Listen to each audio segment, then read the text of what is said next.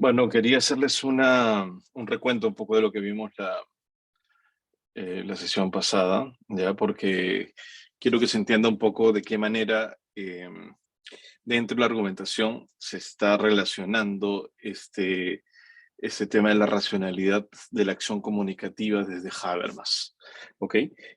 Por lo tanto, en realidad, yo les comenté la vez pasada que en los años 20, 30, 40, en Alemania había habido una escuela, un grupo de intelectuales que discutían sobre cuáles eran por qué la insuficiencia y cuáles eran los problemas que estaba trayendo ciertas formas de llevar los estados y y llevar la intelectualidad y la racionalidad, ¿ok? En este caso, los grandes, digamos, los grandes paradigmas de gestión del Estado, de políticas los países, estaba principalmente el capitalismo, que en realidad era un movimiento que ya había venido hace muchos años, ¿no? Desde la Revolución Industrial en Inglaterra y que en realidad había cogido mucho espacio en Europa. Eh, el comunismo marxista, ¿no? Como les comentaba, que eran un grupo de personas que había cogido a Marx y había hecho una propuesta política, económica, social, que bueno, empezó en la Unión Soviética y poco a poco fue cogiendo otros países, ¿no? En ese entonces, de hecho, ya Rusia y la Unión Soviética estaba súper metida en ese tema, eran lo principal, el gran Estado marxista, leninista, y en contraposición está el fascismo, ¿no? El fascismo en su versión del nazismo alemán, el fascismo italiano de Mussolini y el fascismo de alguna manera de Franco en España, ¿no? Los principales, digo, ¿no? Entonces, de esa manera, en realidad, habían, habían problemas con esta suerte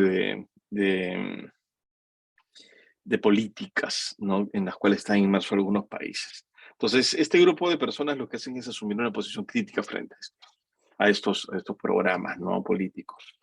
Y en realidad se dan cuenta y empiezan a estudiarlo desde la sociología, la economía, el psicoanálisis, el arte, ¿no? Se dan cuenta en realidad que definitivamente, y estos son algunos de los filósofos que están, filósofos e intelectuales metidos en el asunto, ¿no? Nosotros nos vamos a concentrar y quería hablar yo explícitamente de la propuesta de Habermas, ¿no? Ya hemos hablado de la relación de este filósofo con el concepto del pensamiento crítico, y en este caso, en realidad, Habermas es la segunda generación de este grupo de intelectuales, en donde en realidad él plantea o sigue de alguna manera la tradición de este grupo, que es un grupo de teoría crítica, ¿no? Ahí se dan cuenta de esta relación con el pensamiento crítico. Y él plantea que todas las personas tenemos que tener una duda radical, una duda en el sentido de poner siempre en cuestión todo aquello que se nos presenta como si fuera incluso normal y como si fuera del día a día, ¿no? Incluso nosotros mismos, ¿no? Porque Habermas recoge de alguna manera muy fuerte el hecho de incluso dudar o por lo menos no asumir como totalmente cierto, está totalmente alineado a lo que diría Mohan, ¿no? Eh, eh, sobre lo que somos, o sobre realmente lo que creemos ser, ¿no? ¿Quiénes somos realmente? ¿Cuáles son nuestras motivaciones reales? ¿Cuál es nuestra voluntad, nuestro objetivo real en la vida? ¿Realmente lo sabemos? ¿Realmente es tan claro como creemos que lo tenemos, ¿no? A veces, y eso lo hemos conversado varias veces, ¿no? Bueno, por lo tanto, una de las vías que Habermas ve como una vía crítica para la persona y para el ser humano, justamente es el psicoanálisis, ¿no? Que de alguna manera nos hace reflexionar, ¿no? Y pensar y descubrir en realidad cuáles son nuestras motivaciones inconscientes, realmente cuáles son nuestros deseos, realmente qué es aquello, quiénes somos realmente, ¿no? Y por otro lado, también la crítica de Marx, más que marxista, ¿no? Respecto a la sociedad. Marx tiene anotaciones muy puntuales, muy ácidas respecto a cómo la sociedad capitalista puede generar condicionamientos, puede definir mentalidades ideológicamente, ¿no? Así que ese señalamiento social de Marx y este señalamiento personal de Freud, de alguna manera, son dos caballitos de batalla como autores, ojo, no necesariamente como movimientos políticos, ¿no? Que incentivan de alguna manera esta tendencia del pensamiento crítico, de esta duda crítica, ¿no? De alguna manera lo que se busca es que no caigamos pues dominados, ¿no? Por este sentido común, por esta normalidad, en realidad, que más que nada es una construcción externa, ¿no?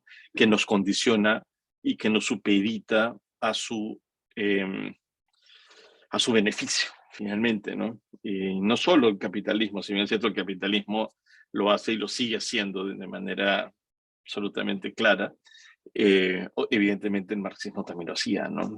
Y no recibe tantas críticas quizá, pero él sí se dio cuenta de eso también. El fascismo ni qué decir, ¿no? Bueno, Habermas en realidad se encuentra en estos años frente a,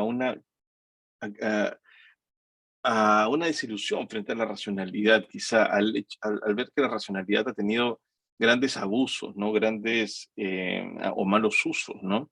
Esta racionalidad que definitivamente existía, ¿no? Imagínense lo que pasó en la Segunda Guerra Mundial, ¿no? Racionalidad había, o por lo menos había uso de la razón, ¿no? Supeditada quizá a otros fines, ¿no? Eh, bueno, claro, es desastroso lo que hicieron los fascistas al respecto, ¿no? Pero también fue desastroso lo que pasa luego en la Unión Soviética, ¿no? Eh, y quizá pues el mal menor termina siendo lo que nosotros creemos ahora que es la solución. Bueno, quién sabe, ¿no? Pero en todo caso también tenía problemas antes, ¿no? Me refiero al capitalismo, desde el punto de vista crítico, ¿no? Eh, Hay una omnipresencia de la racionalización en la cual el uso de la razón es en realidad lo que manda y lo que supedita todo lo demás, y que todo está en función en realidad del provecho que se quiere sacar para los fines políticos, de poder, económicos, etcétera.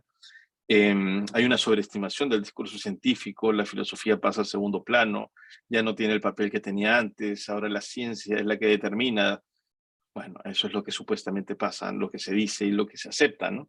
Que la ciencia es la que de alguna manera tiene la voz cantante de qué es lo real, qué no, de cómo es la vida, qué no. Y bueno, frases que han quedado hasta nuestros días como si fueran muy ciertas, ¿no? Pero es parte del sentido común, ¿no?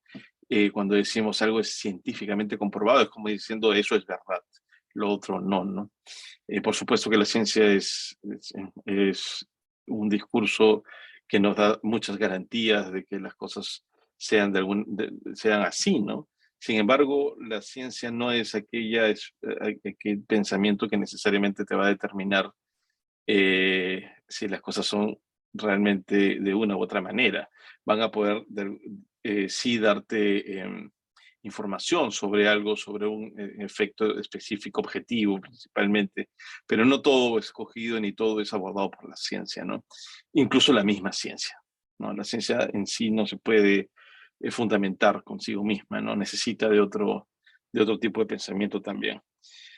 Eh, por otro lado, también hay una época que empiezan a hacer que es el posmodernismo respecto a que existen diferentes discursos y está muy bien disentir, está muy bien no estar de acuerdo.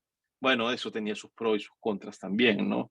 Lo pernicioso de eso es que no nos lleva a encontrar justamente consensos y nos lleva justamente a tener quizá respetos y quizá convivir con muchas opiniones diferentes, pero que no necesariamente nos lleva pues a un buen puerto, ¿no? ¿Cuáles son esos mínimos de acuerdo que tenemos que tener? es una época un poco complicada, ¿no? Y que, bueno, los platos rotos de esa época los seguimos pagando hasta ahorita, ¿no?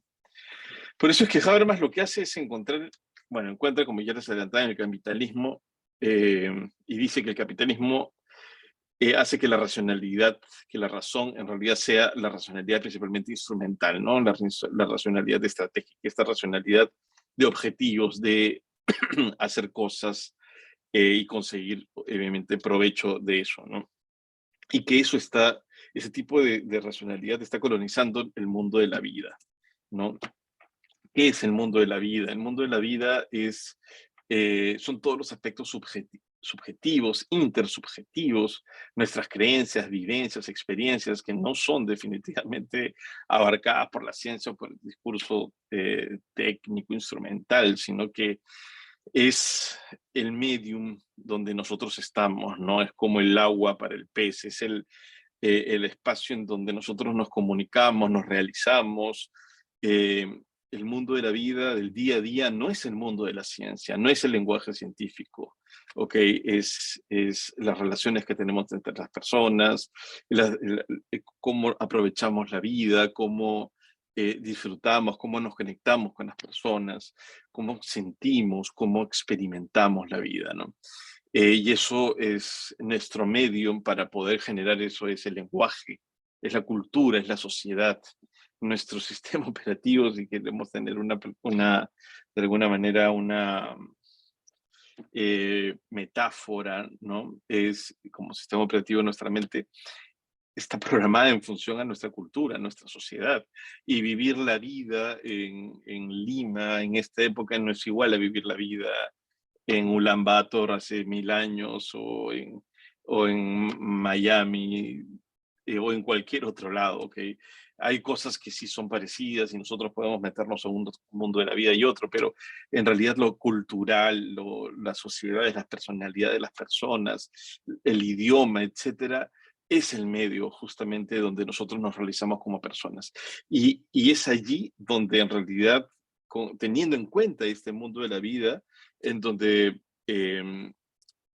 Habermas, y eso también lo hemos conversado antes, solo que estoy haciendo simplemente una suerte de resumen, una referencia a esto, se da cuenta de la importancia y la diferencia de la racionalidad en una y en otra, ¿no? Acá tenemos la racionalidad o la acción instrumental, que es la que les comentaba hace un momento, que son los saberes técnicos, la manipulación técnica, la realidad para la racionalidad instrumental es la suma de lo que puede ser experimentado en función a lo manipulable. Acuérdense que la acción instrumental es cómo poder objetivizar el mundo, o sea, utilizar las cosas y los objetos, ver al mundo como un objeto para nuestro beneficio, ¿no?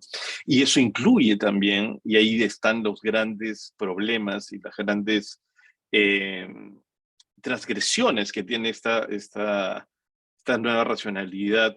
Bueno, no es tan nueva, sino que es nueva en el sentido de omnipresente, ¿no? De colonizador de otros espacios, como el espacio del mundo de la vida, ¿no? En donde objetivizamos no solo la naturaleza, que ya eso genera grandes problemas, sino objetivizamos también a las personas y las manipulamos para que hagan lo que nosotros queremos que hagan en función a nuestro beneficio, ¿no? Y nos olvidamos de este espacio que en realidad es inolvidable, porque vivimos en él, que es la parte de la racionalidad comunicativa, la acción comunicativa. En realidad, lo que hace Habermas es darse cuenta eh, que este espacio es un espacio que está siendo colonizado, justamente, está siendo invadido por esta racionalidad instrumental, ¿no? Los preceptos éticos, morales, los preceptos de qué está bien y qué está mal, están en función a lo que me conviene o no conviene, o lo que voy a ganar o lo que voy a perder, ¿no? Ridiculizando, minimizando otro tipo de dimensiones, que ya lo habíamos visto en Morin también respecto a la multidimensionalidad de las personas y de la sociedad, ¿no? Minimizando y ridiculizando a lo religioso, a lo místico, a lo espiritual, a lo cultural, ¿no? Claro, finalmente solo es importante y es lógico, y de allí viene pues esta lógica también criolla del vivo, ¿no? Porque finalmente, ¿qué me conviene? No sea sonso, esto es la vida es esto es lo que voy, no, finalmente esa forma de vivir es una forma perversa, transgredida, ¿no? Enviciada, en el sentido de que se alinea, se deja no reconoce su esencia, ¿no? Que es en realidad la acción comunicativa, que es la intersubjetividad, es el poder conectarnos, vivir la vida desde nuestra perspectiva, desde nuestra cultura, ¿no? Donde los significados son relativos a nuestro mundo, ¿no? No necesariamente una forma de vida es tan exitosa aquí como en la China. No son los mismos cánones de comparación. Claro, el problema de la acción instrumental y la racionalidad instrumental es que nos lleva a una estandarización del ser humano, ¿no? A una estandarización del sujeto, de la persona como consumidor, dirían estos críticos del capitalismo. Por lo tanto, en realidad, ¿y por qué me interesa todo esto?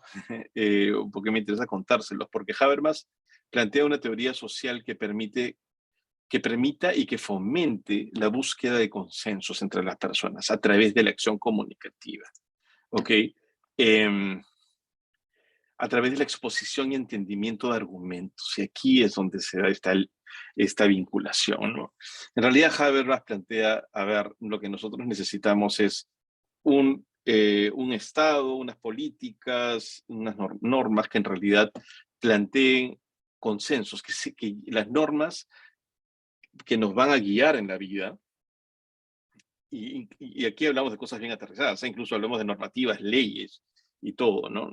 Que van a guiar y que van a de alguna manera regular la vida social del mundo de la vida. Es una lógica que no debería ser una lógica mercantilista ni capitalista, ¿no? Miren lo que está pasando pues, en el Congreso. Lo que está buscando es que las normas estén cambiándose en función al costo y beneficio de algunos grupos, ¿no? Miren lo que pasa con la SUNEDU, en fin. Entonces, en todo caso aquí, lo que busca Habermas es influir en las políticas. Bueno, Habermas fue asesor directo de la Constitución española, él estuvo ahí metido en la creación de la Comunidad Europea. O sea, Habermas es una persona que, claro, es un filósofo comprometido que va a la acción, ¿no? O sea, se traduce lo que él piensa y está diciendo, se traduce en actos y en hechos, finalmente, ¿no? Eh, por lo tanto, lo que él plantea es que para que las normas, para determinar qué está bien o qué está mal en realidad, lo que nosotros tenemos que hacer es el uso de nuestra argumentación, es la exposición y el entendimiento de los argumentos, porque es la única manera en la cual nosotros vamos a poder ser quienes somos y que vamos a poder entender el mundo a través del lenguaje, a través desde los significados del lenguaje, ¿ok? Y eso es lo que se determina. Acá está ya Habermas mayor, ¿no? Habermas nace el 24, ¿no? Ya va a cumplir, ya está bastante mayor. O sea, ya ahorita cumple 100 años, ¿no? La ética discursiva es el plan, es uno de las propuestas que ha calado muchísimo en el mundo, ¿no? Bueno, en algunos países más que otros, de hecho. ¿Y qué es la ética discursiva? La ética discursiva busca conseguir acuerdos sobre la rectitud y la justicia de las acciones. Es decir, ¿cómo vamos a determinar que esto está bien o está mal? ¿Ok? Busca fundamentar normas y acciones recurriendo a la argumentación, no recurriendo pues a libros importantes o a casos antiguos necesariamente, o a lo que piensa el presidente o lo que piensan los congresistas, nomás no. En realidad, lo que está planteando Habermas es que la sociedad tiene que llegar a generar estos consensos, ¿no? Esto es bien complicado, ¿no? Y bien polémico, ¿no? ¿Y por qué es polémico? Porque en realidad la ética discursiva implica tener una comunidad ideal ideal en el sentido, como sabemos, no necesariamente la comunidad ideal de diálogo es la comunidad real de diálogo, ¿no? Porque esta comunidad es la que debería llegar a acuerdos a través de la exposición de argumentos. Y ahí eso es complicado, ya que haya un grupo de gente que hable y que llegue a acuerdos y que sea a través de argumentos y no a través de vendetas y de manipulaciones y lo que sea, ya parece ciencia ficción. Pero no lo es, porque en realidad es posible. Es complicado, pero es posible. Y se ha hecho, y se hace, ¿no? ¿Estamos muy lejos de eso quizá? Sí, pero lo interesante y por qué lo veo acá en realidad es porque cuando ustedes van a estar viendo las discusiones que van a tener incluso internamente o entre grupos respecto a las posiciones que puedan tener frente al problema ético que ustedes han escogido, lo que estoy esperando, y para eso es este video y la clase de argumentación, es que en los argumentos que ustedes planteen busquen integrar de alguna manera una conversación quizá ficticia, pero en el sentido formal, que aparezca ahí las posiciones de las otras personas, de la contraparte, ¿no? No solamente tener una actitud totalizante y decir yo esto es lo que pienso y se acabó, ¿no? Sí, pienso esto, pero que ese pensamiento también entre en discusión y considere los puntos de vista de la otra persona, de los otros afectados, ¿no? Eh, Hay 4 puntos importantísimos que tiene que tener una comunidad ideal del diálogo y que quiero que ustedes los tengan en cuenta al momento de ustedes mismos estar pensando y encontrando ángulos diferentes en los problemas éticos que ustedes van a tener sobre los que van a tener que escribir, ¿no? El primero es reconocer al otro como un interlocutor válido y así asumir una igualdad o simetría entre los hablantes. Habermas lo que nos dice, de alguna manera, es que las personas si quieren empezar a tener un diálogo real, tienen que reconocer a la contraparte como un interlocutor válido, no como un interlocutor menor, no como un interlocutor perverso, sino como un interlocutor que realmente puede darme puntos de vista y que puede hacerme cambiar de mis puntos de vista también, o con quien voy a poder llegar a tomar un acuerdo por lo menos, ¿ok? Ojo, y esto implica pues mucho de lo que hemos visto con Morgan también, la no reductibilidad de la persona a la no comprensión, ¿no? La incomprensión por un factor o la reducción a una característica, ¿no? Porque no estudió donde yo estudié, porque no es del grupo donde yo estoy, porque no estudia las cosas que yo estudié, porque es un delincuente, no sé, ¿ok? Eh, Uno me podría decir, pero a ver, pero realmente hay gente diferente. Sí, hay gente diferente, pero finalmente somos gente y finalmente podemos sentarnos en una mesa. Hay ciertas condiciones y estas son las condiciones. La primera es esta. La segunda, bueno, no es un orden, es el orden en que está presentado acá, que he presentado los puntos. Dos, la segunda es que todos los hablantes, todas las personas que van a generar este diálogo, esta discusión, deben participar de manera libre en la deliberación y no obligados, ¿no? Eh, no obligados en el sentido estricto de la palabra. La tercera es que todos los involucrados en las posibles consecuencias de estas normas deberían estar presentes y hacer válidos los acuerdos. Uno diría, evidentemente, pero se pueden poner a pensar que en muchas discusiones ni siquiera las personas están, cuando se discutía sobre el voto de la mujer, las mujeres no discutían. Eso no es una comunidad ideal del diálogo, ¿no? O sea, no, ni siquiera son las personas, la gente que discutía, los hombres eran los directamente afectados y serían directamente afectados, pero no se puede pensar tomar una decisión o una discusión, por ejemplo, sobre el futuro de las mujeres sin las mujeres, ¿no? Ya es absolutamente ridículo pensarlo ahora. Pero, ¿qué pasa sobre los efectos que puede haber entre la operación minera y una comunidad campesina, los efectos que puede tener una medicina, un tratamiento con el paciente? Esto aplica a todo y no en todo todavía está tan claro que todos los involucrados en las consecuencias deben estar sentados allí para discutir y para intercambiar los argumentos, ¿no? Y llegar a esos mínimos consensos. Y finalmente, que todos los participantes deben tener la voluntad legítima de llegar a un consenso. Esta es la seriedad de esto, ¿no? Porque si en realidad yo me siento simplemente por cumplir o lo que quiero hacer es manipular o lo que quiero hacer es actuar, ya eso no tiene seriedad, no sirve de nada, ¿ok? No es una negociación, No hay una estrategia para ver que, no, esto es un diálogo real, un diálogo donde ponemos la verdad sobre la mesa y donde buscamos un acuerdo en común. Es utópico, es difícil más que utópico, ¿ok?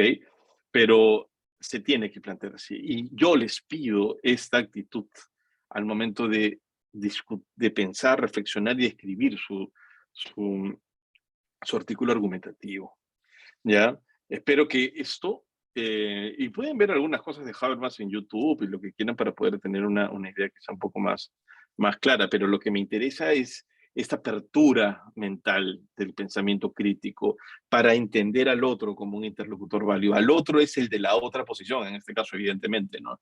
Entenderlo, no cerrarme en lo que yo creo y punto, y sostener porque yo creo que estoy bien, sino poder trascender y entender al otro y aceptar al otro, ¿no? Y es más, ustedes pueden defender una posición, pero su posición quizá pueda ser matizada y puede ser llegar a una tercera opinión o no sé, ustedes mismos van a ver a dónde llegan con esta defensa supuesta, inicial por lo menos de una posición determinada. ¿Ok? Bueno, creo que me extendió bastante. Pensé que iba a ser un video de 6 minutos. Quizá debía haberlo hecho en 6 minutos, pero disculpen, me fui. ¿Ya? Bueno, cualquier cosa, estamos en contacto. Listo, muchas gracias.